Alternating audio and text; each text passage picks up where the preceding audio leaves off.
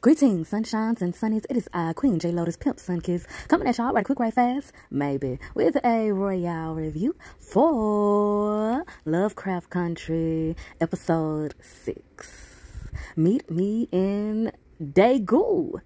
I hope I said that correctly, because I do understand that it is a Korean place.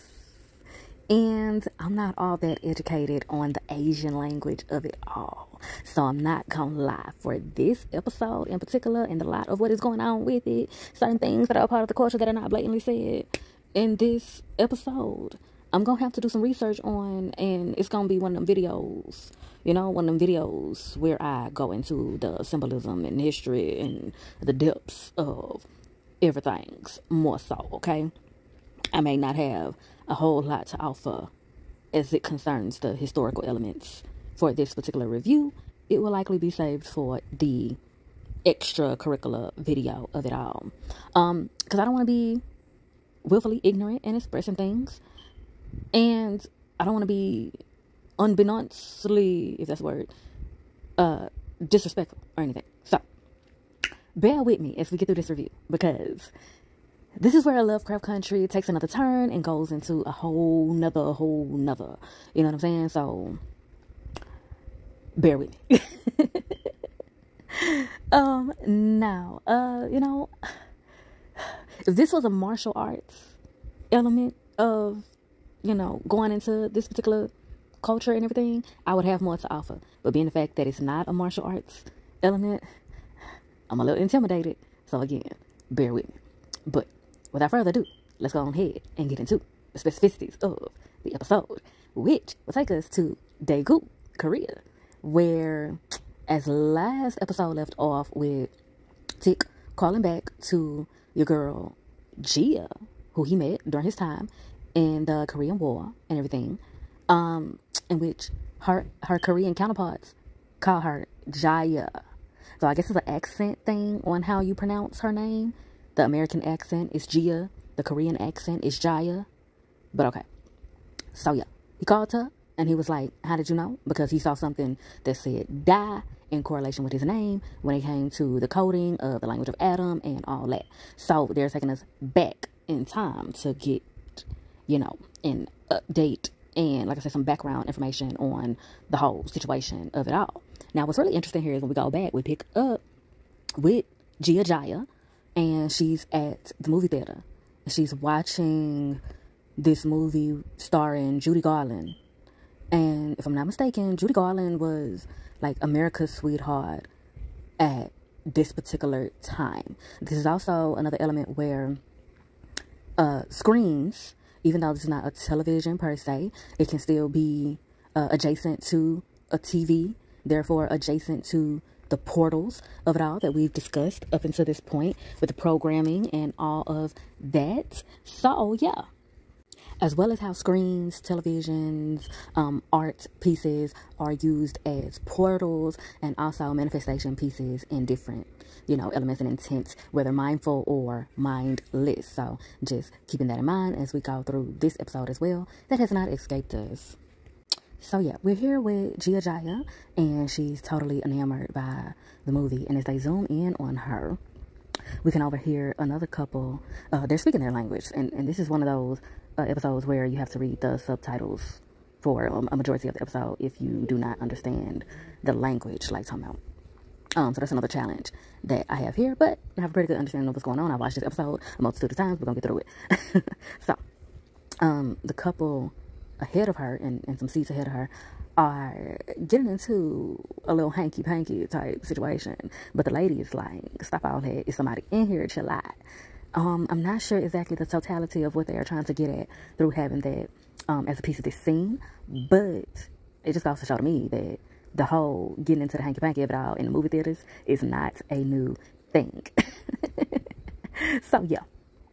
They decide to head out as the man suggests. They say, okay, let's go ahead and get up out of here.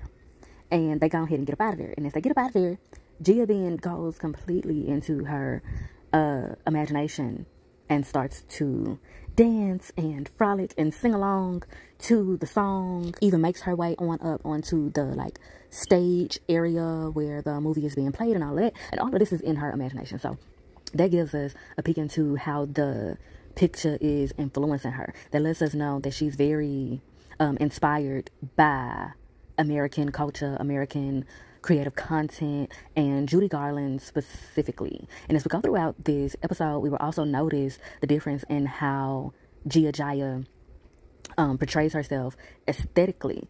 And I didn't think too much of it the first time I watched this episode, but watching it more intentionally, I start to notice that her look, like the way that she does her hair specifically, is Americanized. Because before, the first time that I watched it, I was like, she looks a lot like Letty. Certain elements of her features, yeah, but also the way that she wears her hair, the way that she dresses, things of that nature, is a lot like Letty. And again, watching this to review it, it occurs to me that that is off the backs of her being heavily and willfully influenced by American culture. But she then snaps out of it, and we come back to her just still sitting in that same place. And that's where it's made clear that all of that is in her mind, in her imagination.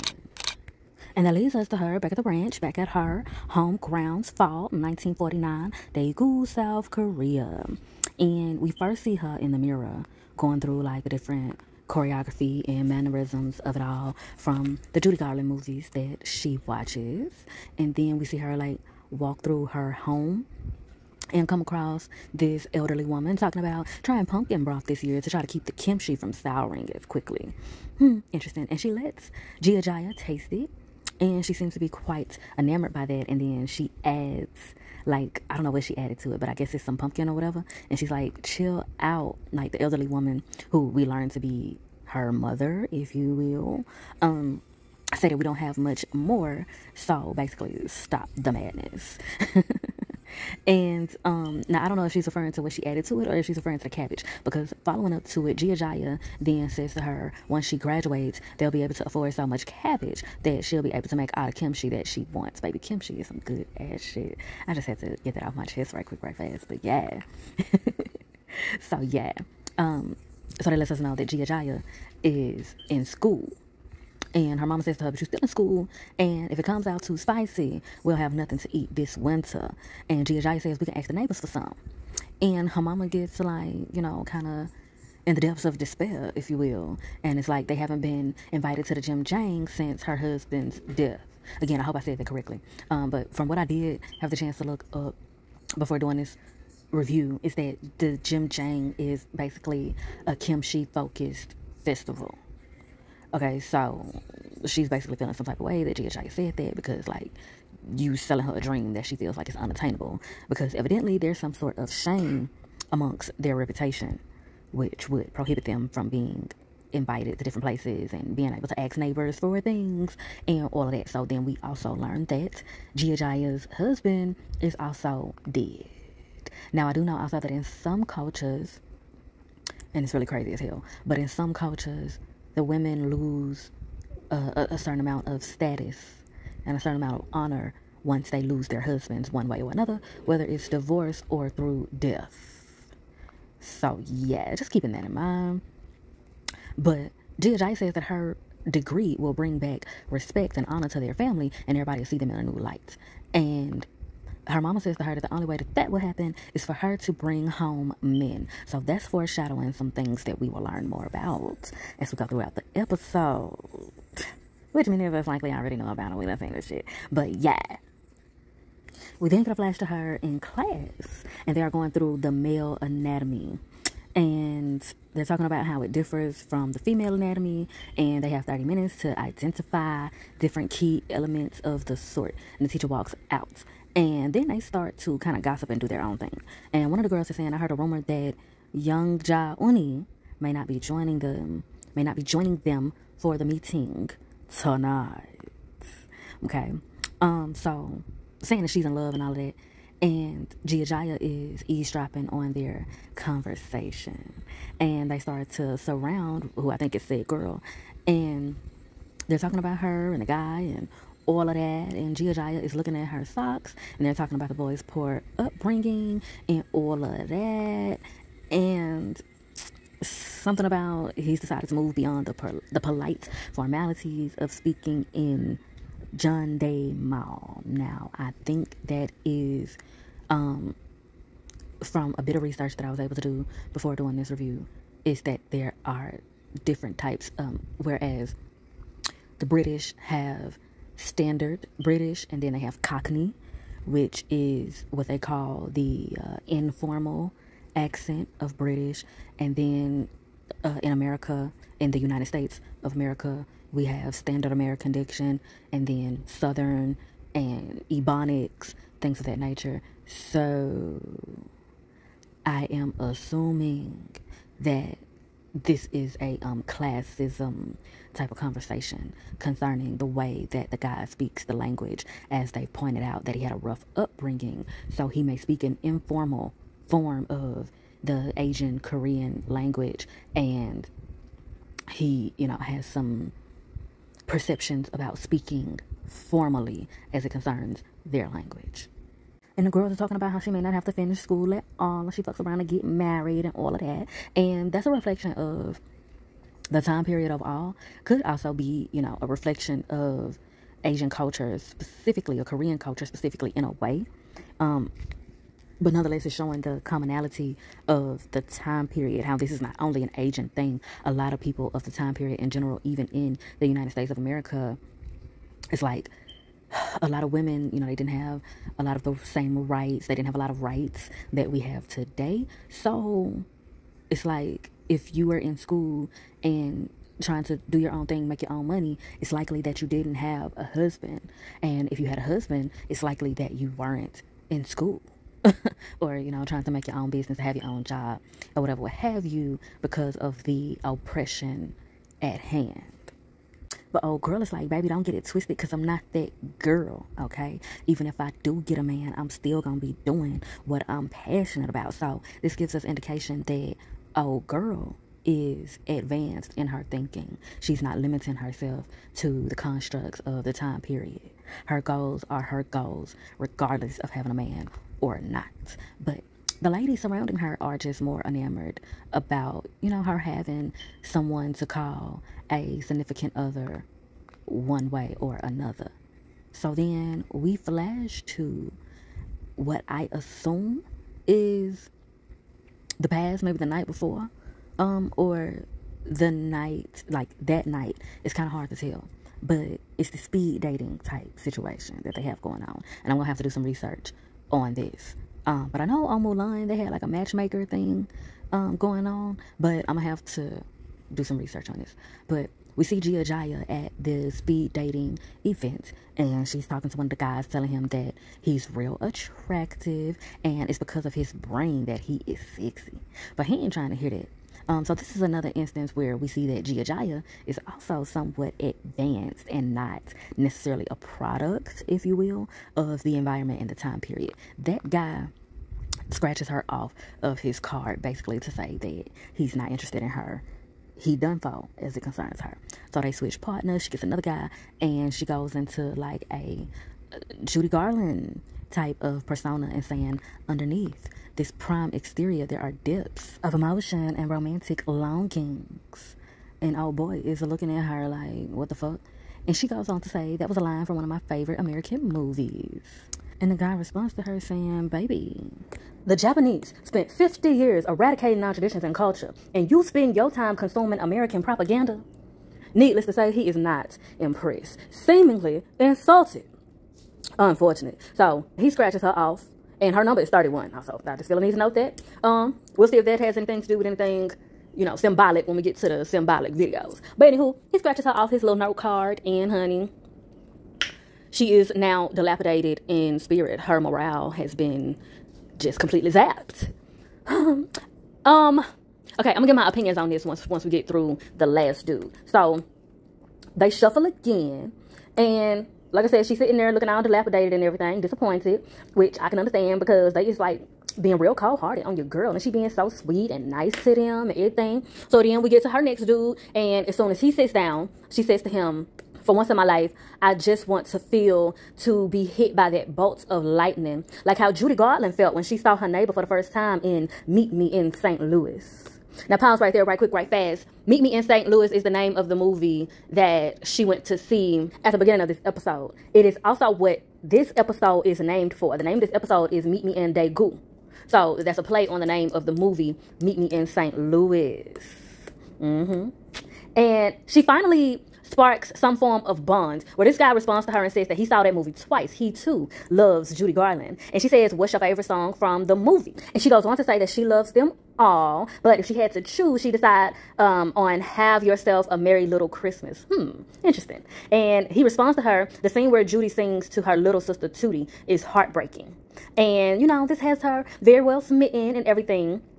But now the bell rings and it's time for them to go through the cards, see what the matches are, you know, check off their final checks and everything. The speed dating thing is over, and the announcer dude, the guy that's running it all, facilitating it all, he says to them, congratulations to all the matches. Now, we would have thought that her and this guy would have been a match, but he crosses her off of his card as well. Unfortunate. And a part of me don't understand why. I mean, she's beautiful, she's bright, she's well-spoken, but another side of me feels like the reason that she didn't get chose has a lot to do with the misogyny that is, you know, really present universally on some shit. So this is another parallel that we are likely getting to see that even exists in certain parts of Asian culture, just as it does in American culture. Give or take a little in certain instances, you know. And I kind of want to go in depth on that, but I'm going to save that for the deep dive videos, the parallels of American culture and the Asian Korean culture that they have going on here, because it's a whole lot in this episode. Specifically, of course, all of the episodes, but this episode is one of them jam-packed ones, and I don't want this review to end up being like 5 hours. So I'm trying my best to stay focused on the story elements and character elements of the episode. So now, anywho, that being said, I feel like the first guy didn't choose her because she came off too smart for him. He probably wanted like a seen and not heard, more docile, maybe even bimbo type. That's kind of what I was getting. He don't want a girl that's going to be talking nerdy to him. He wants somebody that he can probably, he wants to be more in control of the conversation. He wants to be the brains of the operation, and potentially like looking for a maid, mule, and mattress type shit. The second guy, I feel like he didn't feel like she was traditional enough for him, that she wasn't appreciative of her own culture enough. Similar to how like in the black community, when certain black people come off like they like pop music more, or even country music more, things of that nature, or they don't speak Ebonics. There are certain types of black people that will say those people aren't black enough. They don't respect their culture enough, you know? And of course, self-hate is a thing, but I don't think this was the case. I think, you know, she just is different. And sometimes people are just different. Each race is not a monolith, you know? Share a culture, but has interest in different things, and it doesn't mean that you automatically hate yourself because you have interest in different things that are outside of just where you come from, you know? But I can also understand, given the time period and everything that had gone on and what's going on, how he may have been, you know, kind of off-put by that because of his own feelings that he may have, which he may have every right and reason to have those feelings towards Americans, specifically white people. So having her go on and on and on about this white content, this Americanized content. And I also pointed out that, you know, her look, if I'm not mistaken, her aesthetic, the way she wears her hair, the way that she postures herself and presents herself, comes off a bit more Americanized than everybody else around her.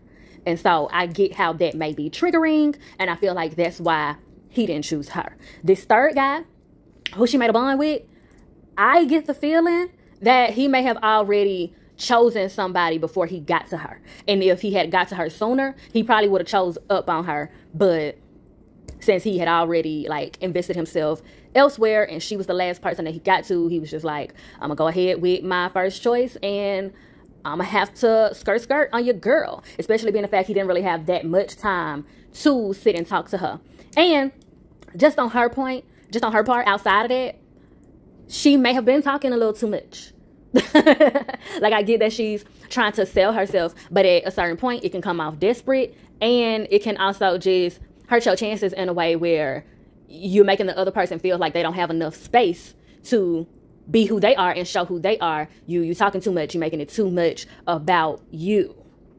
So yeah, now everybody is dispersing, and it seems like Gia Jaya is the only one that didn't get a match. It also looked like that dude, I can't tell if the same dude, it kind of looked like the same dude, but the last dude that Gia Jaya had her date with, that she had actually made a bond with, it seemed like he had shows up on her friend. So like, that just kind of further, I feel like confirms my inference that he had already chose her friend before he got to her. And it's like, yeah, if he had got to her sooner, it probably would have been different. But yeah, Gia Jaya seems to be the only person, or at least one of the only people, that didn't get chose up on. Unfortunate. So yeah, her friend calls her, and it's basically like trying to invite her out. And Gia Jaya doesn't want to feel like a third wheel, because everybody is pretty much going, you know, they're leaving out coupled, basically. They're leaving out with their match. And old girl is walking towards her like, look, it's just that I don't want to go alone. And she looking back at old boy, and she's talking about him, saying that he is dull as dishwater, and he just something good to look at. And so she invited Gia Jaya out, saying, yo, come enjoy the view with me. You know what I'm saying? Come just stare at this man with me, and we vibe out together. And Gia Jaya says, well, my mama is expecting me to come home with a man tonight. Now, of course, there's something extra to that, but it is also pretty common, and probably even more so during this time period, since a lot of women's livelihood and stability was dependent on attaching themselves to a man. And we get to see that Gia Jaya's friend is more advanced in her thinking. She's also different, if you will, similar to how Gia Jaya is. As said before, she's not dependent on being attached to a man for her stability, success, and feeling worthy in life. Like she said, she gonna get her degree. She gonna indulge in her career and all of that with or without a man, honey. And I'm here for it. And we get more of that consistency in her mindset as she responds to Gia by saying, from a meeting, like, your mama is expecting you to come back with your Prince Charming just after a speed dating arrangement type situation with a bunch of engineering nerds. Tisk. Now, again, this does also further confirm to me that that is the same guy that Gia Jaya had made the connection with. So we see that he doesn't have a problem with the more advanced woman, the more modern woman. And I feel like this also further confirms that those engineering nerds, quote unquote, were not compatible with the artistry. Now, granted, there are some engineering people, mathematicians, scientists, people of that nature that are able to be dual in the way that they can be, you know, all indulged in the logics and physics of it all, and then also have that, be able to creatively indulge and creatively think and have an expanded mindset in that way, much like the guy that they are kind of in a triangle type situation with. But a lot of them, from my experience and observation, are quite resistant to the artistic nature. If it ain't numbers, it don't make sense to them.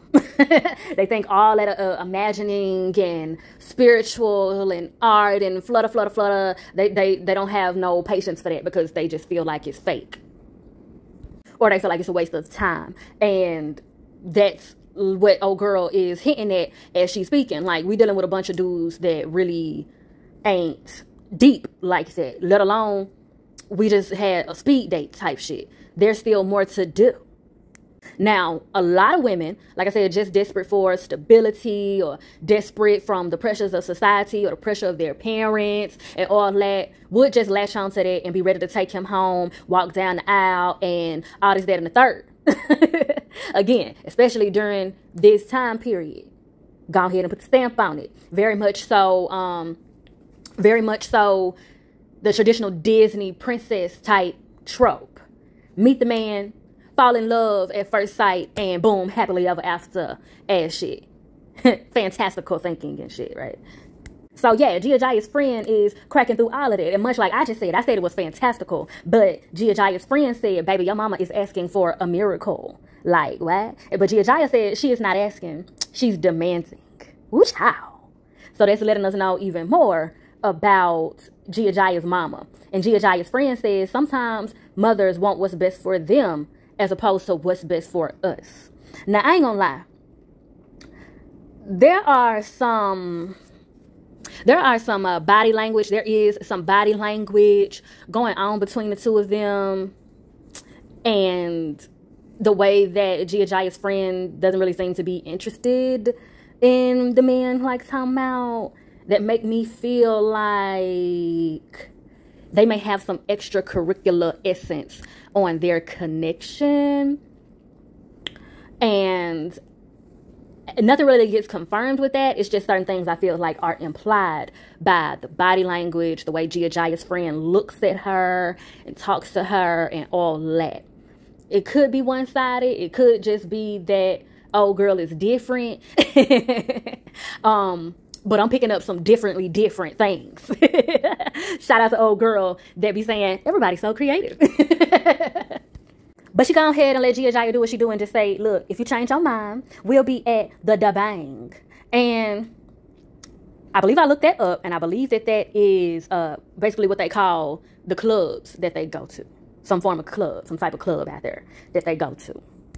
And see, here's another instance of that extracurricular body language and everything.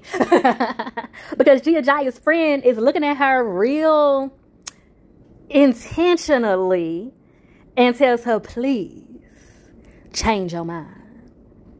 And she like giving her the bedroom eyes, and she holding her hand while she's saying all this too. Like, you know, okay. And she compliments her socks when she walks off. Gia Jaya's friend compliments her socks when she walks off, and they pan down to her socks. Gia Jaya got them like rolled down. And I guess that's an American thing. Is that an American thing? I don't know. Well, when we get to all of that, we're going to get to all of that. Okay, so Gia Jaya's friend is Young Ja Uni. Okay, be patient with me. I ain't all that educated on this language. And it's a little intimidating, I ain't going to lie. Now, that's going to be my last time referencing my insecurity when it comes to this language and certain parts of this culture, okay? I'm just getting it all out the way up front. And if I mess up on something, just help me out, okay? Don't attack me. Don't come for me. Just help me out in the comments. Thank you in advance. Now, we cut to a little scene at a little nightclub, lounge, bar type situation. And Gia Jaya is up in there scoping the room, okay? Looking damn good. Okay, so we see that she is determined to be sure that she take herself home a man that night. Pouring herself up a little drinky drink, and she looks over her shoulder. It's a lot of that in this episode too. Look over your shoulder, honey, and that is what they're doing. They're looking over their shoulders a lot, honey. But when she looks over her shoulder, she spots this guy at the bar, and he turns around and spots her. And they make eyes, and they make their way on out. They get to Gia Jaya's place, head in, okay? And Gia Jaya leads him to her boudoir. Lights candles, gets it all set up, all nice and fine. Undresses herself, lays herself out on the bed. Looks at him intentionally. He started getting himself all ready. And this man seemed like he married. He just gives that vibe. I can't remember if he had a ring or not, but he just gives that vibe. Like, he got a good job. He got a good, steady routine with his wife and kid and everything. That's what he gives. And he having a one-night stand. Cheatation. Tisk. Anywho. So they get into the hanky-panky of it all. And this is a sex scene that I really don't like. Okay. You've been keeping up with the reviews. You know I'm really not a big fan of sex scenes, but I can appreciate them when they have a purpose. And much like all the other sex scenes in this series, this one too has a purpose. Now, let me tell you what I dislike most about this scene. The way that I can tell he is hankying of the pankying with her in a way that is selfish. Like, she don't seem like she getting much out of the situation. She don't seem like she enjoying herself very much. And when he reaches his climax, he looked like he just went to the bathroom on her. You know? Okay. So, at this point, though, she starts to unleash these tales from all the ports of her body. Any open ports in her body start to release tails. And from those ports, those tails go into his ports. Child, very gruesomely. And these look like tails, but they also look like spider legs. They can remind you of a whole lot of things. But they start wrapping him all up, got him all up in the air, and she starts to see visions of his whole life. And lo and behold, she sees that he is married, you know, because she sees his wedding. She sees his kid. She sees him doing a multitude of things, including climbing to the top of a mountain successfully. And he yells, Yahoo! And then she yells, Yahoo! And right there, mama just blasts his whole entire body to pieces. If that ain't some Black Widow shit for your ass. And I love the way they get the blood and everything in this scene. And how it like cloaks her body like clothing in a way. Now, another thing that gets on my nerves is how Gia Jaya's mama just be barging into the room like a motherfucker. Like, dude, can you knock? Can you wait? Like, let the girl get herself together. Let her come get you. Damn. And she just bust the damn door open. And Gia Jaya is looking at her. Her mama say, 10 more. So at this point, it's solidified that there's a mission at hand when it comes to Gia Jaya bringing home these men. And the mission ain't got too much to do with Gia Jaya getting married or Nathaniel.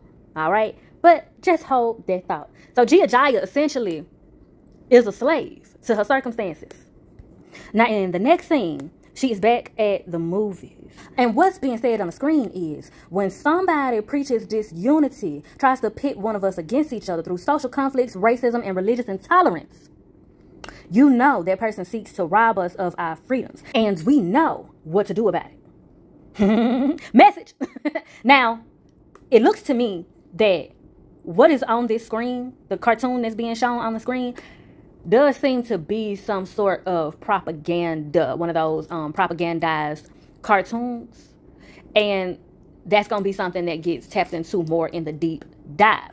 And y'all know I'll be recording over a course of days, so sorry if I've already mentioned this. But with the use of the term propaganda and all of that, it leads even more so, like it's getting more blatant on that symbolism of TVs, screens, movies, shows, all of that being a form of programming and portals. I believe I did say it at the beginning, but I'm saying it again now. For the purpose that that cartoon was like a short preview type situation that was to play before the actual movie that everybody is there to see. Again, we'll tap deeper into like certain real life intents and things behind that when we get into the deep dive videos. Howsoever, this is directly parallel in the real life situation that is to go on in the world that they are in right now, in this episode, in this scene. Because as the movie begins to start, there then starts to be a rumble, a commotion that literally is shaking the room. And literally, while the room is shaking and there's a whole lot of going on, there's also like explosive imagery on the screen all at the same time. Now, everybody rushes outside and we hear people on megaphones. There's an American on a megaphone and there is Korean translator. And they're saying America is here to fight for your freedom. Do not be alarmed. They're throwing out pamphlets and everything. And we get this, she gets a pamphlet that says there's nothing to fear. America is here. Now, this also seems to be one of those situations where, you know, theoretically, quote unquote, America seems to just pop up in different places talking about they blowing up shit and destroying shit and facilitating war to help out the people that they're there fucking up their shit. But it didn't seem like they was like really having no issues. Like talking about if folks were sitting in the movie theater minding their business, getting ready to enjoy a movie. Now, here y'all go, doing some shit. Talking about there's nothing to fear. And this is the summer of 1950, by the way. Needed to note that. Now, the next scene, we back at the ranch with Gia Jaya and her mama. And her mama is cooking once again. She hands her a dish. And I don't know how to say that word, but apparently it's some traditional dish that they usually have on New Year. And Gia Jaya is confused as to why she has it right now. And her mama lets her know that it's her birthday. So there are little small inclinations going on here that, one, imply a disconnect between Gia Jaya and her mama, and also Gia Jaya from herself. So keep that in mind. Now, Gia Jaya She smiles like, oh, yes, of course. Okay, yeah, cool. Tastes the dish, and she like, wait a minute. What this is? Something's different. And her mama said, what's wrong? You don't like it? She's just like, nah, the anchovy surprised me. Well, mama said that the beef is scarce, so she needed something to flavor the broth. I keep hearing a lot about anchovies, but I ain't never had an anchovy in my life. That's just a side note. Shout out to Misha. Now, I say that, but I know Miss Misha is known for saying that. So, shout out to her, because I don't want it to come off like I'm trying to steal nobody's shit. But, yeah, child, I must assume that the beef is scarce due to all the war activity that they have going on. You know, war can damper people's resources. So, they continue amongst their normalities. And they go to eat, sit down, and mama go to saying something is wrong. Tell me what's good. And Gia Jai says, anchovies, they were your husband's favorite. She said, you remember that? She said, yeah, baby, I remember everything. When I absorb their souls, I can see their entire lives before they die. Hint. She said, yeah, all of his memories are in me. Ooh, that sounds like torture. Again, Gia Jai is a slave to her circumstances. Something else that I noticed here, even though Gia Jai is a special type of being and that plays a large part into the effects that all of it that comes with it has on her, that also parallels the effects of sex, specifically soul ties. Whether you recognize it or not, whether you're cognizant or discerning of it or not, soul ties are real. And when you have sex with people, you leave not only your essence and a lot of your intents on them, but your memories, all of your experiences, you leave that with them, and they also leave theirs with you. And if you want to be in tune and cognizant of that and not get lost in the sauce of other people's spirits and the soul ties of it all, there takes a process of you having to dissect yourself from what's theirs, and also purge out all that is theirs that is really not meant for you and that is really not good for you. Which is why you have to be careful when it comes to sexual promiscuity, because soul ties are real and they can affect your life without you even recognizing it straight up. And we'll go deeper into that in a deep dive video. But continuing on with the conversation that they are having, her mama says that, man, honey, do not speak of him no more. She says, look, I really appreciate you going through all of this for me, with me. And her mama cut her off like, cut all that. For 1 month, you ain't brought nobody home. Baby, you selfish. You big selfish. Like, you have no regard or compassion for what this girl is experiencing. And all at the same time, that's going into her not seeing Gia Jaya as human, just objectifying her.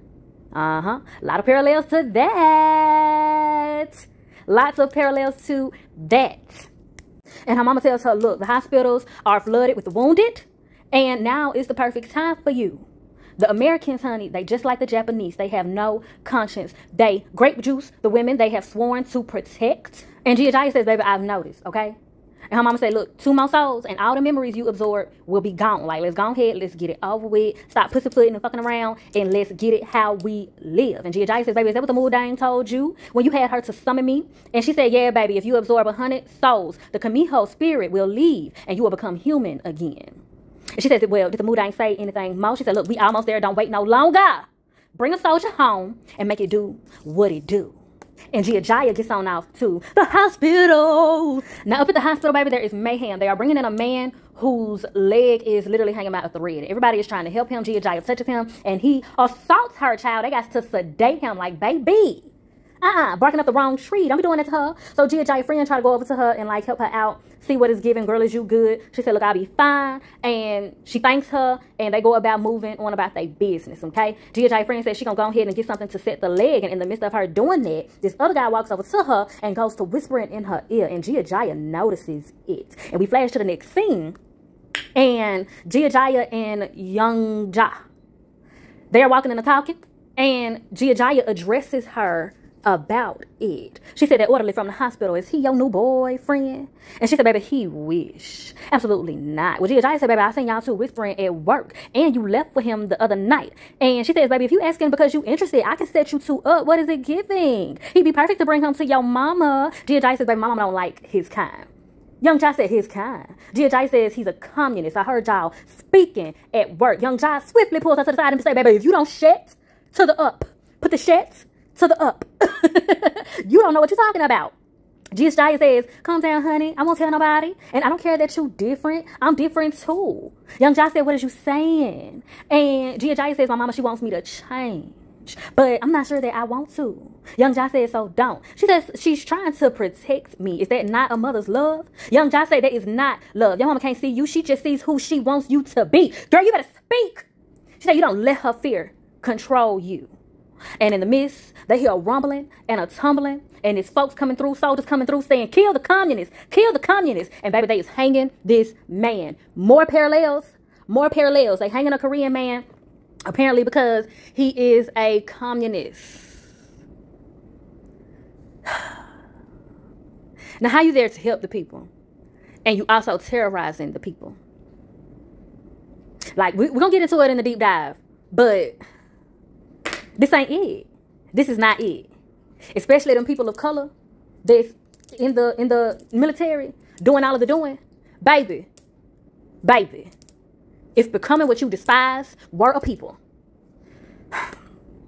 And Jaya and Young Jai look on like distraught, and also Young Jai specifically filled with a fearful form of rage. And she says, ain't nothing wrong with being different. What's wrong with is all of them trying to vilify us for it. We all the same. We all human. Now, this hits Jaya a little different because she don't feel human. Though she is part human, but she don't feel human. She feels like a monster. And that correlates with the theme of LoveCraft. In his writings and everything, and y'all know he, in case you didn't know, he would write horrific stories making people of color in simple terms, black people and all other people of color in simple terms, making them the monsters, making them the villains of the story. And this entire series has multiple moments that call into question, who are the real monsters? What makes a monster? Lifting the stigmas and things of that nature. And also going to say that no matter how much stigma is placed on certain groups of people, there are a lot of different things like magic, like being black, like being Asian, like being a woman, being a man, being a black man, being a communist, that are not inherently monstrous, that are not inherently evil. But certain people then take whatever it is and decide to be evil with it. And we're getting a depiction of that right here in this moment.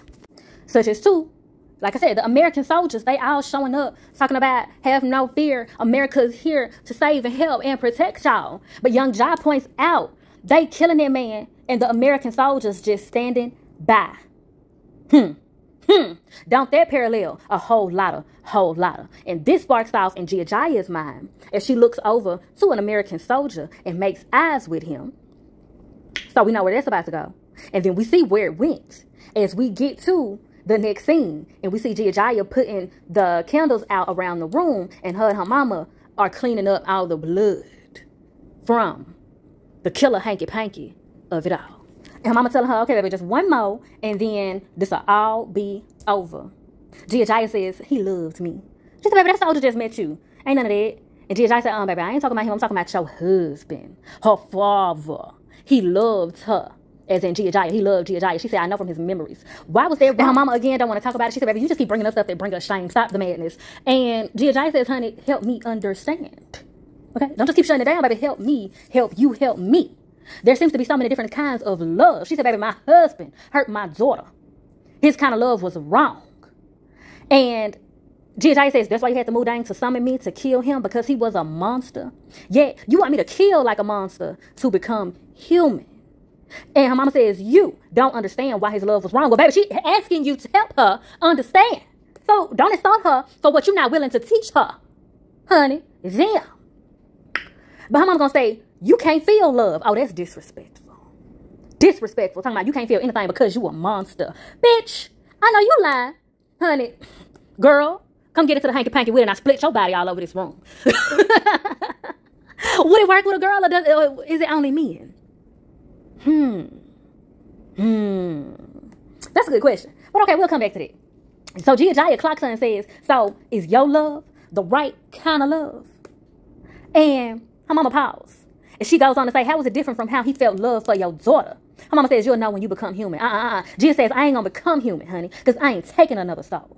Now her mama mad. She like, what? Yes, the fuck You will. And Gia says, I done seen the lifetimes of 99 men, all more bad than good. Why do you insist on me becoming a part of this? And she says, baby, because I want my daughter back. Selfish. Selfish. And mama says, I only wanted to protect my daughter. The shaman said there would be a price, but it was too high. Too late to apologize. And Gia says, the shaman, the shaman summoned the Kamiho spirit into your daughter. Her memories aren't in her. And mama said, yes, they are. I've seen her in you. The way you say things that you remember. She says her daughter's memories are buried deep inside of her. And when you become human, they'll all come flooding back. Her mom's so full of shit. Full of caca. And Gia starts to sing this song that say, butterfly, butterfly, come, fly, fly. Okay, yellow butterfly, white butterfly, come here while dancing. Petals dance in the breeze too, smiling, smiling, and laughing. I just want to point out right quick, right fast, that the butterflies correlate with a theme. Okay, I ain't got to go too deep into it right now. I went real deep into it in the last review. Make sure that you caught up, honey. And her mama is getting elated because she's like, oh, you see, you got the memories. Because I taught my daughter that song. Okay, I taught her that. And see how you know it? Gia snaps said, I'm staying up to read tonight, and you will not bother me. Your daughter sang that nursery rhyme to herself every time your husband grape juiced her. I have no memory of you teaching her that song. Ooh. And ooh. She said she got his memories. He handpicked you. A woman with a daughter out of wedlock. You are a pariah. He knew what you would allow him to do, all to rescue you from shame and disgrace.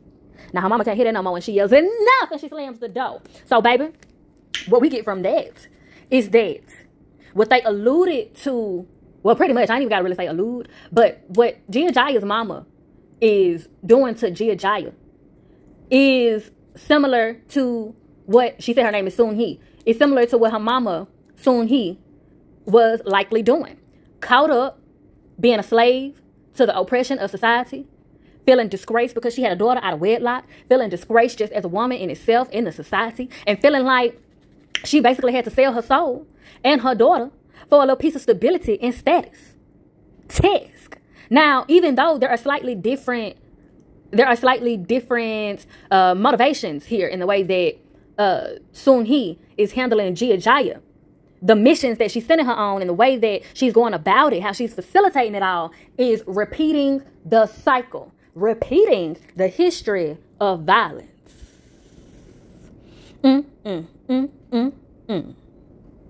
The mama is a pimp and a hoe, and she sold her daughter for $2 and a fix. Now, the next thing is one that really pisses me off.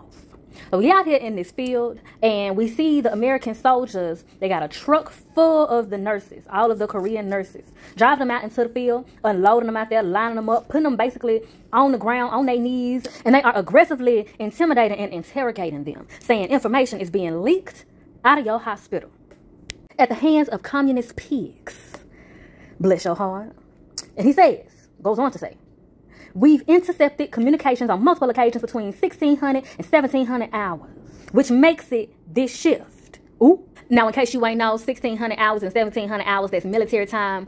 I would have to do the math to put together. Hold up. 3 o'clock is 15.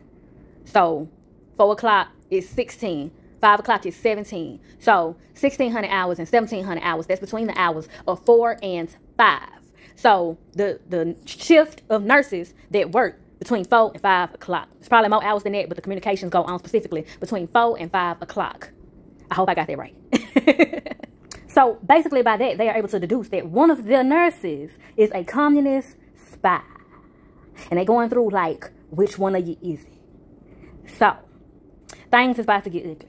And one of the black soldiers, he kneels down to one of the nurses who looks distraught and disheveled, which is literally some pussy ass shit right now. Because I feel like they just targeting this girl specifically because she seems like easy bait. Like they feeding off her fear. Like a monster.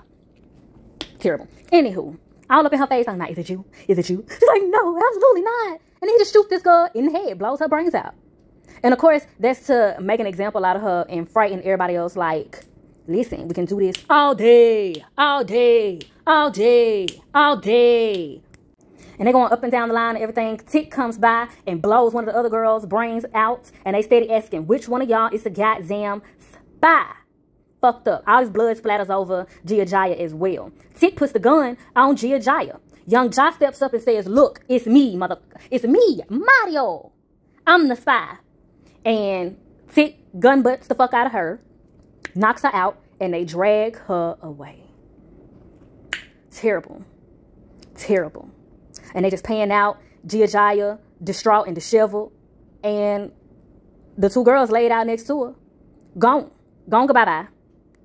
Now, the next scene is fall 1950, and Gia Jaya is standing in front of the theater. The old theater. It has been destroyed, essentially. Fucked up, dilapidated, and has graffiti all over it that said, well, I would imagine that this is a form of, I'm calling it graffiti, but it don't look like our graffiti, so I'm just going to say vandalism, if you will. But it says, red-owned communist sympathizer. And Gia Jaya is standing there in her nice coat. That's a nice coat. And she just heartbroken. Heartbroken by the whole situation. It's really depressing. This is really a difficult episode to get through, to be honest. Kind of hard to watch. So I'm trying to keep the energy up and everything so that this is not too sombering, because this is a tough episode to get through. It'll piss you off. It'll make you sad. All that. So, yeah. But we're going to continue on, honey. Gia Jaya is back at the hospital, and they treating everybody, and you can see that it's just really taking a toll on everybody. And we can see some of the nurses just pushing through, like they probably throwing themselves into the work to desensitize themselves and just kind of disconnect from the emotions of it all. Gia Jaya, however, doesn't seem to really be able to do so much. And it's probably heavily based off the fact as well that her best friend, she know that she was killed, and she was dragged off and everything, knocked the fuck out and everything right in front of her. And I believe that she was real cool with the other girl that was sitting next to her that got shot and killed right next to her too. And then, of course, all of them been going to school together, working with each other and all of that. So they inevitably have a bond. Now, it's interesting too that Gia Jaya's mama was talking this shit about Gia Jaya don't have no emotions. She can't feel for real because she a monster. She not human and all this and that. It looked like she feeling a whole lot of to me, biatch. You seem to be the psycho. Anywho, Gia Jaya looks over her shoulder, honey, and she sees Tick laid out, severely injured, having a hard time. And she's standing there kind of like in a paralyzing rage. And we get what I believe is her imagining the after effects of her having killed him. So basically, she got thoughts of homicide towards your boy Tick. And she's imagined that she done nurse ratcheted him up and standing outside, got the blood on her hands, frantic, like, what the fuck I done?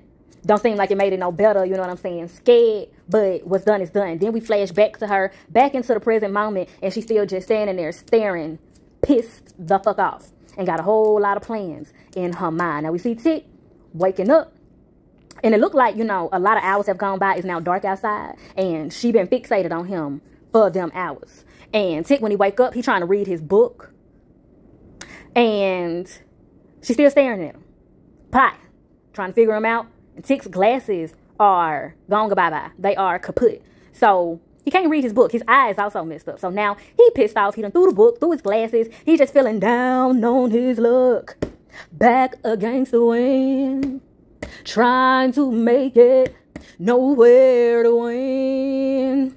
And he boo-hooing and crying and all that. And Gia Jaya just looking at him like, fuck it. Now, the next scene, I believe it is the next morning. And Gia Jaya is having breakfast with her mama. And she tells her she's taking her last soul from Soldier at the hospital. And her mama just nods.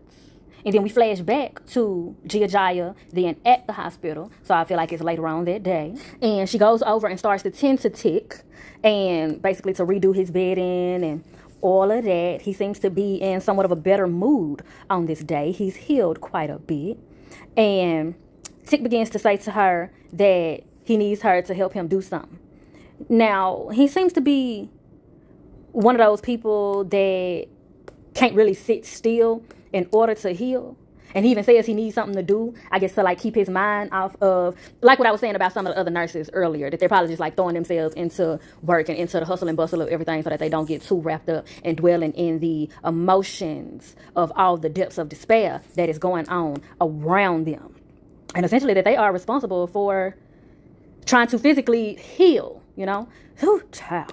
But yeah, he's struggling through because he's just trying to do. And in a way, he kind of needs to get somewhere and sit the fuck down. But at the same time, that don't seem to work for him. So then he officially tells her that his glass is broken to bombing, and he wants her to help him read his book. And that book is The Count of Monte Cristo by your boy LoveCraft. He said he only got a few chapters left. And Giajaya tells him Edmund gets his revenge on Ferdinand in a sword fight, takes on Villefort while defending himself on trial, and rekindles his romance with Mercedes. That's how it ends. Tick looking at her like, okay, you read this? And she says, interesting premise told poorly. Ooh. He says, how so? She says, Edmund should not have found out about the betrayal so early in the story. His relationship to Mercedes, why kindle it? It robbed him of his most interesting turn. What would he have done with his life when finally given a choice? Tick says, find out for yourself. Edmund and Mercedes don't end up together.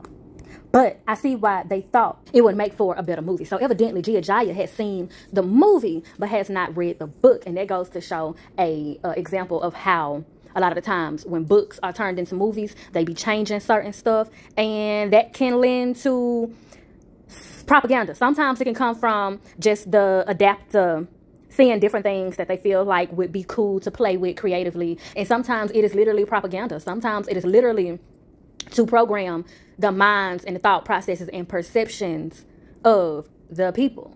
Because they know that, especially in certain times, in certain areas, people not going to take the time out to read. Especially old books that got a whole lot of pages and don't have like all the elaborative, colorful, illustrative pictures and everything. There are a lot of people who don't have, unfortunately, don't have the attention span or the depth to do such things, or they don't feel like it's necessary to indulge in the books. So they just depend on things being fed to them through screenplays.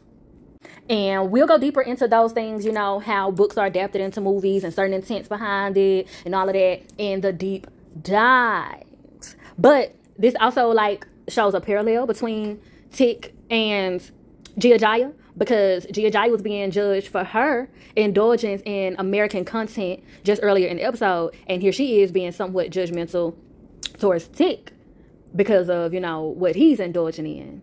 More white content, a different type of white content, but white content nonetheless. And Giajaya may have also been picking up on the toxic elements of romanticizing certain things in the story, which is often done in movies specifically, especially of this time period. And also I would say in like the 90s and the early 2000s, there was a lot of that too. In a lot of movies, a lot of romanticizing toxic connections. Also, I want to say, Tick, he hands her the book and is like, oh, you got to read it now. Go ahead and read it, da, da, da, da. And she just said she's late for her break and she walks off coldly. And Tick got some nerve, but it also goes to show how desensitized he is, that he really thought that he could sit up and just have casual, friendly conversation and interaction with any of these nurses after the monstrous activity that he's participated in towards them and towards their friends and family. And it's very similar to the master-slave dynamic, how the masters would do terrible, terrorizing things to the slaves and then want to interact with them intimately and all friendly and this and that. And feeling entitled and safe to do so, essentially because the slaves didn't really have the power or the freedom to negate any of it. They just had to go along with it and essentially develop Stockholm syndrome in order to just get through it with any sense of peace of mind, even though it's a false sense of peace of mind, but peace of mind nonetheless to them because of the deprivation. And that's why instead of Giajaya saying, fuck you, motherfucker, I don't want to interact with you, bitch, she just says I'm late for my break, because there's a bit of fear there because she don't really have the power. She don't really have the rights and the freedom to respond how she would really want to respond in that situation. And further showing the desensitization with Tick, because it's like, do you even remember her face? Do you even remember, one, this is the shift that y'all just terrorized and intimidated and interrogated and everything. So you saw the shit that you did in front of them, and you just acting brand new, like it's all good and all of that. And that can also come from him dissociating from trying to cope with potentially his own guilt and his own trauma from traumatizing other people. And it just also goes to show that when you're in those moments of doing monstrous things to other people, you are not in tune with the humanity in them, essentially because you're not in tune with the humanity in yourself. It's another one of those situations where whatever you're not in tune with in yourself, you cannot attune to in other people. So if you are connecting and functioning in the monster that's inside of you, then you're going to project that perception onto the people that you're being monstrous toward, because you need to be able to justify what you're doing, right? Just like they were calling them pigs and everything when they were out there dehumanizing them in order to mentally justify the dehumanizing things that they are doing to them. Which also goes back to Gia Jaya's mama and how she was talking to her, saying, oh, you can't feel and you a monster and you this, that, and the third. And it's like, you can't see the humanity in Gia Jaya because you're not in tune with the humanity in yourself. So you are in a constant state of projecting so that you can feel justified in your functioning and perception, belief system, whether it's mindfully or mindless, that it's a time and a place to oppress and it's a time and a place to be oppressed. Interchange oppressed with abuse. It's a time and a place to be abused, and it's a time and a place to abuse. And when you get caught up in it again, you get caught up in a constant state of projecting monstrosity onto other people so that you can justify your monstrous behavior towards them. Now, we flashed on outside. It's recess and everything, and the nurses are playing with a ball. The ball ends up going over Gia Jaya's head, and Tick picks it up, hands it to him. I mean, to them, to Gia Jaya specifically. And he introduces her to his buddy, another American soldier that so happens to be Asian as well. I'm not sure what type of Asian just yet. But introduces them and says, you got any other flicks that you want to spoil for us? That's what Sung says. That's his Asian friend that is also an American soldier. Now, I specified that that's his Asian friend to specify that he's also an American soldier. Okay, that's important to note because of everything that's going on here and these conversations about humanity versus monstrosity and all that and becoming what you despise and all that. Okay, so yeah. Sung says to her, you got any more flicks that you want to spoil for us? And she looking at him like, excuse me, I don't know you. And he tells her, look, I told him about our little debate. Not everybody can go toe-to-toe with Alexander Dumas. I'm sorry, Dumas. Alexander Dumas. And she said she hasn't been able to watch any movies lately because the only theater that they had in town is shut down. That's shade to them because they have participated in the activities that facilitated in the shutting down of said theater. Busters. Anywho. And she said she was hoping to see summer stock. But who knows if it'll come back after the war, the theater that is. Or if they're even still there. That's a depressing thought, honey. That is a depressing thought. But it puts some on their mind. And Tick then says that with everything going on, it must have been great to escape into the dark for a few hours. Well, yeah, she was having her a good old escape before y'all came through, wreaking havoc, running amok in the palace. And so she just looked at him crazy. Of course, she can't say what she really want to say. And she just walk off. So he grabbed his crutches and everything. He gonna limp on over to her. And she turns around and says, have the two of you met Judy Garland? And they started laughing or whatever. He said, we don't mean to laugh or whatever. We ain't laughing at you. It's just that he and I back home, the only way we be able to meet her is if he, Tick, was her butler, or if he, Sung, was her chauffeur. Basically saying that back at home, they oppressed and essentially treated like the way that y'all over there treating the communists one way or another. Stuff like that piss me off. But anywho, they go on to explain that. And, you know, the oppression and inequalities and how they're made out to be an enemy in their own home. And she says to them, well, y'all should stay in Korea after the war. Be with people who respect you. And Sung says in America, he's called a gook. I'm saying what he said, y'all. I know that's a derogatory term. But he said that's what he's called. He's called a gook. And in Korea, he's called a yangnom. And I looked that up. And it means, wait, let me look back at it. Dumb Westerner. That's what it says from what I looked up, that it means dumb Westerner. And that word's gonna come up again, but just I'm gonna hold that thought and stay on track with the chronological order of what's going on. And that's what Sung goes on to say, that whether here or there, he'll always be seen as a foreigner. And she says, well, why do you fight for a country that doesn't want you? He says he was drafted. He had no choice. Okay, so look, he's a slave to his circumstances. And he goes on to say, now ask him over here, ask Tick. His ass volunteered for whatever reason. Unfortunate. And Tick says that Jaya went to the movies to get away from everything and everybody. And Tick stuck his nose in books. So he guess it just got to a point where they couldn't take him far enough away. So he saw the military as an escape. Which sounds like to me, he jumped out the frying pan into the fire. But this gives like him trying to have a real life experience, adventure, journey, if you will, similar to the main characters in the books that he was reading. Which can put you in mind of the dream that he was having on the very first episode, at the very beginning of that episode. And we'll get deeper into like me explaining that in a deep dive. And Jaya says, baby, so you came here.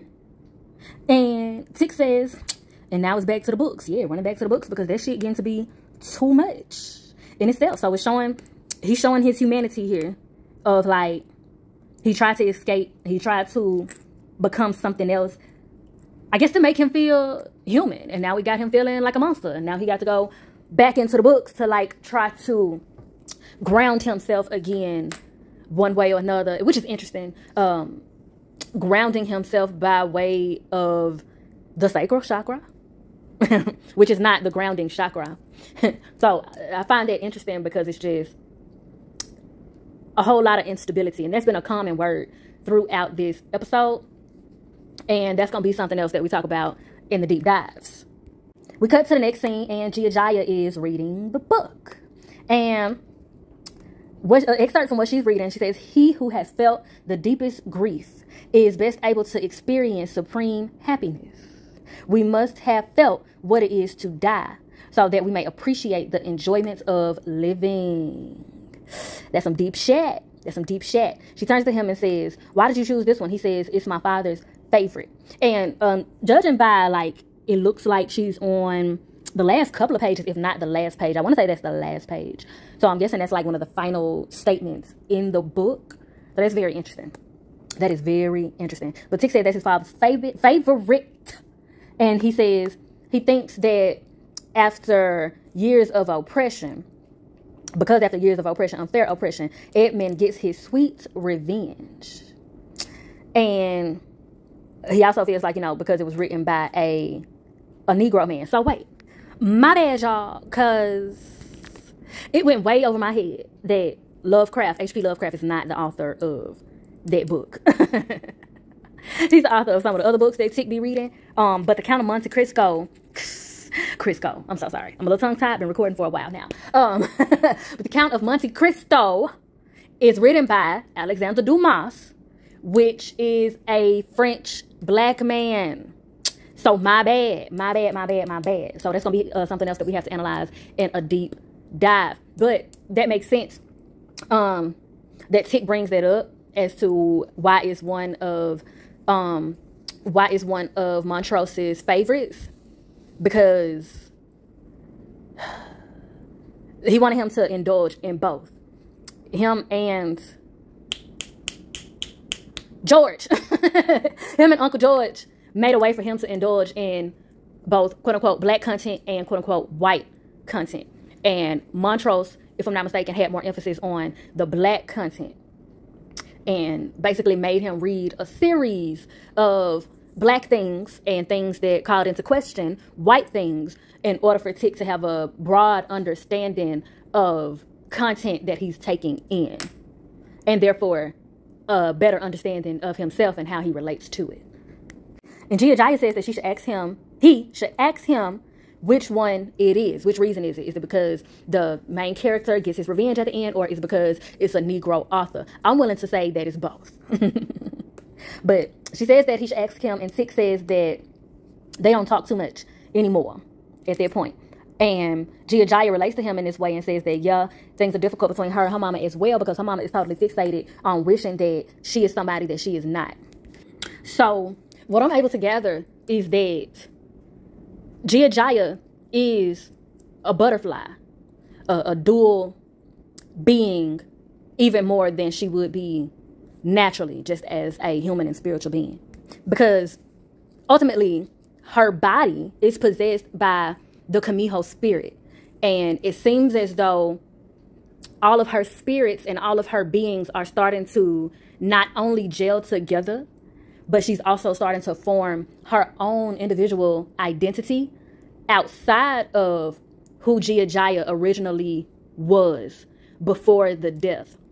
So there's a internal metamorphosis going on with Giajaya. And I'm going to do a video on that too to show the parallels of Giajaya's metamorphosis versus the metamorphosizing that Christina does with Ruby with the potion and all that. And Tick says, baby, I like who you are. And goes to laughing and she cracks a little smirk.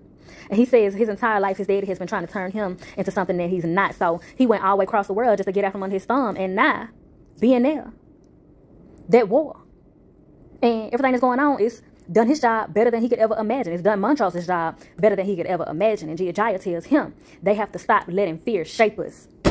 That's what her friend had told her, y'all. That's what her friend had told her. Ain't that haunting? Ain't that so eerily creepy in a way? Like, it's sweet, but the underlining of it is quite creepy because we know what Giajaya actually plans to do. But there's conflict here because now they're actually forming a genuine bond, which she needs in order to disarm him and get him vulnerable to make that kill. But also it causes conflict because is she going to be able to do that to somebody that she actually done messed around and caught feelings for one way or another? Disc! And Tick says, you know, that's good advice. And he gets all teary-eyed and she lets him know that that's from her best friend. That's what her best friend told her. And he says, well, he would like to meet that best friend. Well, sir, well, I have you know. I know something you don't. I know something you could never know. Shout out to Jada Hope. As she uses that soundbite. If you know where that soundbite comes from, let me know in the comments so I can give them their personal shout out as well. But Giajaya don't spill the tea in this moment. It's going to come up in another moment. So we're going to press on forward. And Giajaya gets back into the book for a second and she reads this text that says, live then and be happy, beloved children of my heart. And never forget that until the day. And then we just have music and metal creaking. Flash to a scene, soldiers cheering. Baby, she got on this nice coat. Once again, baby, that is a nice coat. But it's nighttime. And she's outside a gate or whatever. And she's meeting Soon at the entrance. And she's telling him, look, I was supposed to be meeting Atticus for a night on the town. What is this? He said, plans have changed. Follow me. So she following him. And it's guys catcalling her, wolf whistling and all that. And they making fun of Soon, talking about, yeah, you better make sure you're not fucking your own sister. Disrespectful. Disrespectful. Do we ever get any indication on exactly what type of Asian Soon is? I'll clarify in the deep dives, okay? Anywho, because they also saying to him, yeah, let me get a piece of that when you get done. He like, if she able to walk. So he playing a part here. And this leads to Giajaya questioning everything. Like, wait a minute, do he think that I'm a sex worker? Referring to Tick. Does Tick think I'm a sex worker? Because I just came to dance for y'all. That's it. And Soon tells her, look, just chill out. Play the role, okay? Chill out because ain't no Koreans allowed on the base no more with that one exception. So we got to pass you off like a comfort woman so that you can get through here in peace. It's communist spies everywhere and they don't want to take no chances. So this got her feeling a little scared. This got her feeling a little worried and concerned. But she look good, honey. This is a beautiful woman, child. She is so pretty to me. And I also love that her and Letty look similar. That's so intriguing to me. Like they don't look alike, but aesthetically they look similar. Also, Letty wears a lot of red and Giajaya wears a lot of blue. So that's something that I find interesting as well. And I'll do a deep dive too on their on the coloration of everything, the colors that all of the characters tend to wear, but also specifically I do a special one on Giajaya and Letty just to go through their parallels because they have parallels character-wise and physically that are very intentional, and I want to unpack all that. But Soon leads her on back to the back, goes into the tent type situation, the barrack or whatever. And Tick got a whole nice setup. He got her a cute little flower. That's such a cute little flower. And he got a screen set up. He's gonna play her a Judy Garland movie. And the Judy Garland movie is Summer Stock. And she's like, baby, how did you do all of this? Hold up, wait a minute. And Tick references Uncle George and how he has like a travel guide community and book and all that. Traveling the country, collecting information for it, and comes across all types of nice, cool ass, cute ass things. So basically, he got the hook up. And now he hooking her up with things that she like and want. It's romanticizing her and everything. And I like this little outfit that she got on too, because up under the coat that is, she got on this blue-based dress that has pink, yellow, and red flowers all over it. And underneath the top part is a peak of red. Love the coloration of it all. Here for it. So they sit down, they getting into the movie and everything, bonding and everything. This is real cute. This is so sweet. And so this is also allowing us to kind of see another side of Tick, because him operating as a soldier, he was very hard and very cold. And when we saw him first back at the ranch in Chicago, when he first got back interacting with Letty and everybody, the family and everything, he was like a blend of this sweet-natured person that we're seeing, but then also giving ticking time bomb vibes, no pun intended. But also giving like he's on the edge or something, like something specific had happened right before he got back there, and is having a heavy impact on how he was coming off and everything. And like he's being tormented by something and chased by something mentally and shit.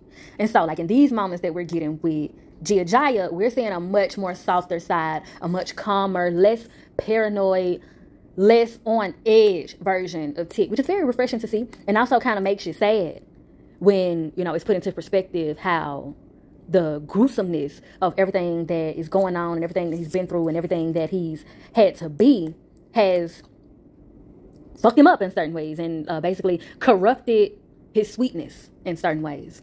It was corrupting his sweetness very terribly at a point, you know, the up and then the down and the back and the forth, showing his humanity. And we love to see it because it goes to show that everybody ain't just totally evil. Everybody ain't just totally monstrous and all of that. Some people choose the darkness and choose to just stay there with it.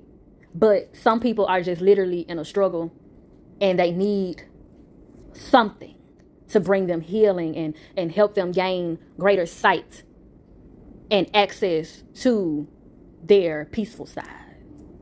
And showing that even the sweetest, kind-hearted people can be corrupted. There just has to be a will to not be consumed by that darkness.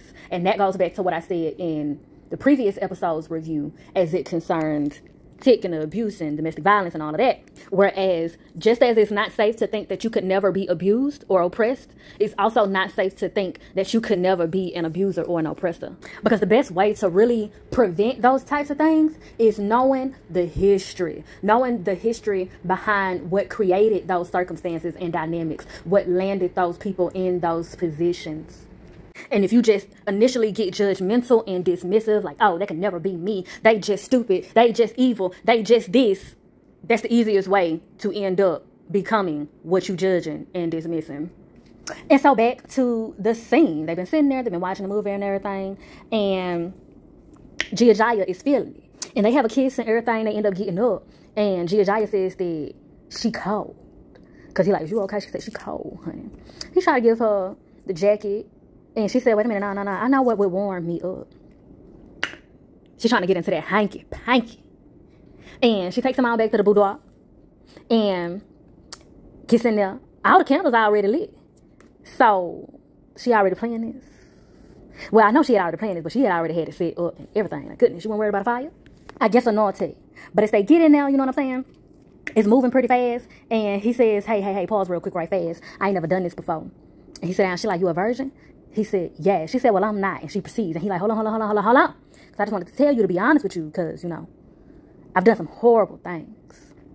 Things I've tried to forget. And when I'm with you, that seems possible. It's like, because you see the good in me. I know it's there.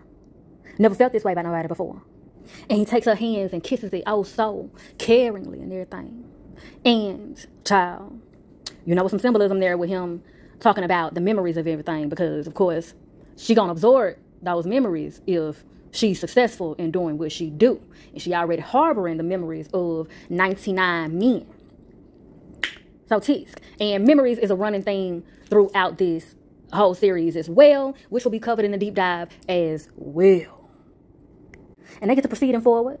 They start making out real caressingly and everything. Starts off real soft, and then it gets kind of passionate and aggressive. And they get into it. And he's, you know, taking control. Said he ain't never done this before, but it's looking like he done this before. But she stops him and says, get out. Get out. And here go that mama again, busting in the room. Now, was you busting in to potentially try to protect her, or like, what? You just always busting in this daggone room. Goodness. I get if it's, you know, because you may have heard a commotion. It's just like, damn, do you be sitting outside the room listening or something? Just, her mama just annoy me, honey. Just annoy me. Gosh. And then, it's one thing if your protection was consistent, but we know that a lot of this, if not all of it, is very selfishly motivated. You got to keep your tool alive, right? Just, baby, can you knock or something? Gosh, hell. And plus, if she was being grape juiced, she would end up killing him as a result of the end anyway, right? Now, granted, if he's physically harming her, that's one thing. But it's like, you didn't come in swinging. You just come in staring and carrying on, looking all crazy and stuff like you do. So it's just irritating. Like, go get you some business. Because if you was coming in to BTTG, I don't see you with no weapon or nothing. I don't see you with no baseball bat. I don't see you with no samurai sword. I don't see you with no belt, no knife, no Nathaniel. Okay? You just coming in there looking crazy. Nose all turned up, lips poked out. Ain't coming there to do nothing but be irritating. Just irritating. But yeah, child, Gia Jaya is kicking him out. And she's saying, go yang non. Go yang non. So there that word go coming back right there. That word that means dumb Westerner. Calling him a dumb Westerner. And that's ultimately to dismiss him. And it's like she's protecting him by making herself unappealing to him. That's very interesting. Something to think about. Something to talk about at another time. But anywho. So, she done kicked him out. He done ran out and everything. And Gia Jaya's mama is looking crazy like she do. And Gia Jaya started saying, look, for so long, I felt nothing. And I wanted so bad to make you happy. And even learned to mimic love from young Ja, hoping that would be enough. But I think I really feel something for him. And she said, look, don't call me that. Because she said, I'm starting to feel something for him, Uma. Now, suddenly, she don't want to be called that. She's been calling her that all this time, and now she don't want to be called that. Basically, because she's dissatisfied with the fact that Gia Jaya ain't do what she wanted her to do. And the fact that she catching feelings for this dude, which she told her she wouldn't be able to do. But Gia Jaya goes on to say, you summoned me, honey, okay? Deal with it. I'm in this world because of you. So you are my mother, whether you want to be or not. And her mama say, well, baby, you dishonor me by disobeying. How can you sit there pretending to have feelings for this person that killed your best friend? Honey. But Gia Jaya said, I ain't pretending. Mama said you could never feel that way. Because if you ever did feel this way, you are truly a monster. Girl, go to hell. Because you got love for the man that's responsible for her death in the first place. You got love for the man that was abusing her in more ways than one. You was up there loving on him. Okay? And if you ask me, the only reason you wanted him dead is because it became apparent to you, or you felt like your daughter was taking your man. You felt like he had more attraction and infatuation and love for her than he could ever have for you. And baby, if that's how you feel, then you are the monster. Again, there goes that projection. Projecting on Gia Jaya what you know for real that you are soon he. So to that I say dishonor. Dishonor on you. Dishonor on your cow. Dishonor on all that shit you putting down, shawty. But now, we get to the next scene and they standing out like in the street is over by where they camp was, the military camp and all that. And Tick walks up and tells Gia Jaya that she needs to go. She yells out, you killed my best friend. And now he pausing, honey, stuck, looking crazy in his feelings. And she says her name was Young Josh. She was a nurse. And you killed some of our friends. Then y'all knocked her out. And you freaking dragged her away fucklessly right in front of me. He said, well, I was following orders. She was a coming sympathizer. Oh, shut up. Shut it up. Put the shut to the up. Because that's just some old bullshit for you to try to dismiss this girl's feelings. Again, projecting monstrosity to try to justify your own monstrous actions. And we ain't hearing it. We ain't buying it. And he's talking about who knows how many lives I saved by doing what I did. But excuse me. And she clocks him and says, what about the lives that were taken? The ones that keep you up at night, sobbing and carrying on, weeping in the dead of the night. Ain't no book for you to escape that, playboy. He said, you knew this whole time and you ain't say nothing. You made me care for you. What's wrong with you? She said, there ain't nothing wrong with me. You the monster. He said, why you agree to go out with me then? She said, because baby, I was going to kill you. I was going to send you up to them pearly gates. She was planning to create circumstances for him for slow singing and flower bringing. But I fucked around and loved you, honey. I never felt this way either. You killed her best friend, honey. And as she said, he didn't fuck around and saved her. She wasn't planning for that. And she feeling conflicted because he did what he did. And then she saw him in the hospital. Anger shot through her like lightning. And then, child, they messed around and bonded out of nowhere. She wasn't prepared for all that. Because at the time, all she could see was a murderer. And then she got to know him and realized that it's the war that tore him apart, that corrupted his angelic side. And then she says to him, we've both done monstrous things, but that does not make us monsters. Baby, you better speak. Okay? And she says to him, they could be the good people that they've seen in each other. They just have to choose to be. Baby, that's also what I just said. You know what I'm saying? They had moments of corruption, but they can still choose the light. It ain't too late for them to choose the light. It almost was. Came real close. But it still ain't too late. They done got ahead of that thing. And they can pump the brakes. Put it in reverse. And reroute. And now they both up here boo-hooing and a crying. She done touched his spirit, honey. And then they have a kiss out there. And it transitions to them having a deeper, more passionate kiss on the inside, back where they was, where they had their little date. Now, I ain't gonna lie. This is a sex scene that I actually like. I feel like it's very well choreographed and it's very well shot also. And it's very heartfelt and you're able to see like, now Tick said he's a virgin. A part of me don't believe that, but I'm holding thought on why I don't believe that. But you're able to see the difference. Okay, again, this time she's on top and she's more in control. I feel like this is also a way that she's able to have more control over her inner demons, if you know what I mean. And so she's riding him and everything, and it slowly develops from him being like timid at first. And he continues to be very delicate throughout the process, but it builds up to him reaching his climax and where he lifts up and he holds her body. That's that shot I got right there. It's a very beautiful shot. And I feel like that transition is him officially becoming balanced, in tune with her. Where it's like, yeah, she's in control of this particular escapade, but by the time he reaches that moment, it's like he met her where she was. And it's like good reciprocation from her meeting him where he was. Now, transition to the next scene. She gets in home, looks at her mama sitting down at the table and tells her, baby, you can't ignore me forever. And she gets up and tries to walk away. And Jaya says to her, look, I love him. And her mama says, you're a Kamiho. You can't be doing all that because you're going to kill him sooner or later. Jaya says, no, I can control my tails. Yeah, girl, if you on top. And she says, so you made my daughter a monster and a whore. Jaya said, baby, you told me that because I wasn't human, I could never feel things. Okay? That no one could ever have feelings for me. But you were just making excuses to give yourself reasons not to love me. Ooh, child, you better speak. She said, young Ja cared about me. Atticus cares about me. And if they can, so can you. And her mama says, have you told him? He only cares because he don't know the truth about what you are. Girl, you disrespectful. You big disrespectful and a big bitch. And then she walks off after that. I can't stand her. Now they done made it to the winter of 1950. And they out in the snow, playing around, doing things that lovers do, having a snowball fight and everything. And we hear it as a voiceover first before it transitions to the scene of her reading. But she's reading and it says, deep in the forest, the mountainous forest, that is, lives a nine-tailed fox spirit called a Kamiho. The spirit can be summoned into the form of a beautiful woman to avenge the wrong done by men. Ooh, ooh, ooh. That sounds like that deity that Diddy has tattooed on his back.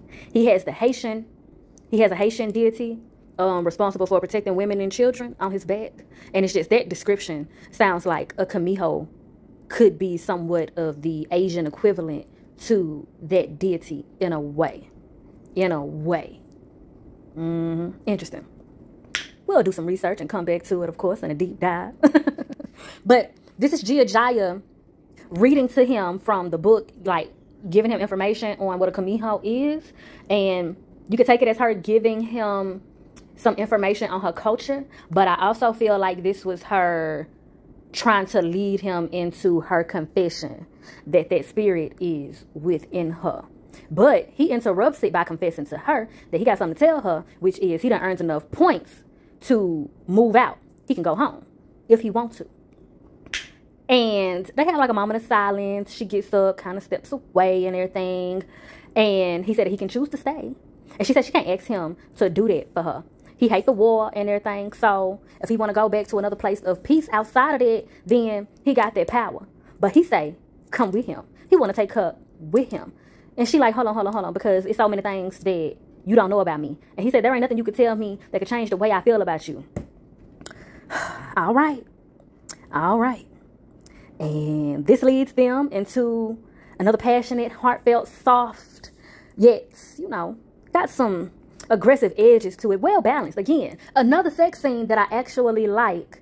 Because, you know, I like the choreography of it. I like the facial and bodily acting of it. And the purpose that it has. The story that it's telling. All at the same time. So, yeah. They all up into it. And, honey, I'm scared. Because he is on top. And he is going to town. And this time, it seems like her climax has triggered the release of the tails that are traveling up to him, trying to get to him. She's trying to stop him, trying to grab him, honey. And they is just going and going and going and going. The two from her eyes go into his eyes. She starts seeing his memories of his childhood times with his mama, him getting beat by monstros as a child. She even sees the torturing of young Ja by him and his military brothers. Terrible. And it continues to flash along where she sees what looks to be him having had sex with some dark-skinned woman. Okay, who is that? That's why I said I don't believe that he's a virgin, because who is that? But before the visions continue, she manages to take control. Like, she's developed better control over her tails, it seems. And she throws him off of her to the back of her, to the back of the bed and everything. Just throws him completely away. And he laid on the floor, looked like he shot in a nigga named Paul, which I don't blame him, honey. And stunned, just laid back down on the floor like a dead dog. And she continues to have the rest of the visions, though, of his past lives, which are, like I said, that vision of him having had sex with some dark-skinned woman with nice titties. And him getting off a bus in Chicago. And then it goes on to flash to him getting baptized. She sees Letty, and she sees him having died on what looks like a crucifix. And she rolls over and tells him, don't go home. And he like, what the fuck just happened? She tells him, baby, it ain't looking good. Do not go home. And she tells him that if he go home, he gonna die. But he's so caught up in everything that just happened, he like, stay the fuck away from me. Stay the fuck away from me. And she like, no, please listen, please, you can't go home. You can't go home. Da, da, da, da. But then she yells out, I'm a Kamiho. Okay, but he ain't trying to hear none of that. So she's left standing there naked, looking beautiful. Okay, she's distraught and disheveled, but looking beautiful, wrapped in the cloth. I don't know if that was a piece of clothing or a sheet from the bed or whatever, but it looked real nice up against her skin and everything. And she's a pretty ass lady. So yeah. Flash to later on that night, and she's just sitting in the room. She ain't put herself back together and nothing. Seems like she just been sitting there in that spot on the floor, boo-hooing and crying. Just fucked up over it all. And her mama comes home, walks in there, sees her there, just melting and sobbing and everything. And she grabs hold of her and consoles her. And holds her while she cries, honey. It's her shoulder to cry on. For once. But it makes me wonder, are you genuinely having empathy for her? Or are you just happy to have her back under your control? Because sometimes people will console you for the sake of control as well. Like, they don't necessarily care that you are in the depths of despair or anything like that. It's not about so much so building you back up. It's about what your vulnerability means for them. So I don't know. Now we are at the last scene, and there's this beautiful voiceover that we will talk about in a deep dive. But I just wanted to speak about the fact that it is beautiful. I got to find out who this is on the voiceover. I recognize the voice, but my mind won't allow me to put together who it is. But in the voiceover, they're talking about like not understanding why they've basically been a victim to so many other people's thoughts and opinions, people who don't know them, people who have not even taken the time out to get to know them. They just latch on to whatever it is that they zone in on the most, and they just run with it and twist it and turn it. And sometimes just because they don't know them and they want to know them and feel like they can't, they just start making up stuff and doing the most. And it has a lot of energy within it of just wanting to either be loved and embraced for who they are, or just left the fuck alone. And I know that's something that a lot of people can relate to, and I love the way that they placed it here.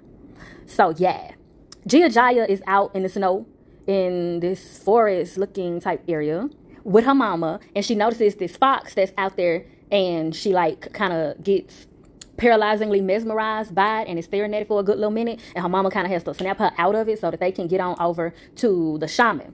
And by the time they're at this point officially walking over to the shaman, the voiceover says they've tried to kill me, but they won't.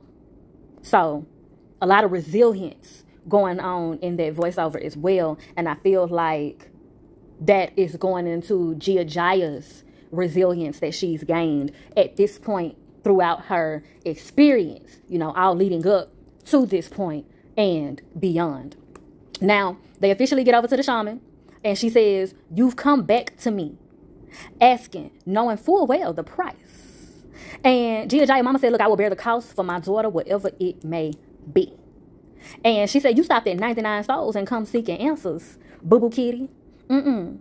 And Jaya says she had a vision of a man's death, but it's not by her hands. "I've never seen anything like this in all my encounters. Will it come true?" Ooh, okay. And the shaman says to her, "You come asking me that question for the same reason you call this woman your mother."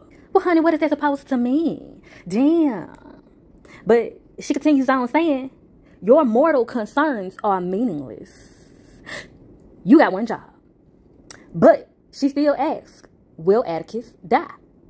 And the shaman goes over, grabs a sheet, and, you know, she got some candles over there too. She puts the sheet into the fire and holds it up to the air, the sky, and she says, "You have not even become one with darkness yet. You will see countless deaths before your journey is done." And that's the end. So basically, she gave her the answer without giving her the answer. Basically told her, like, you saw what you were supposed to see. Like, yeah, that's what it is and what it's gonna be, shawty. You coming to me for answers that you already know. And I feel like what she said on the lines of mortal concerns, like the reason you asking me this, the same reason you call this woman your mama, it's about social constructs amongst the fact that Jaya has a specific mission. So on one hand, you call this woman your mama, and this can go both ways. One, she's saying that because of your specific mission, you need to be focused on what you got going. All that other shit ain't none of your concern. And then also,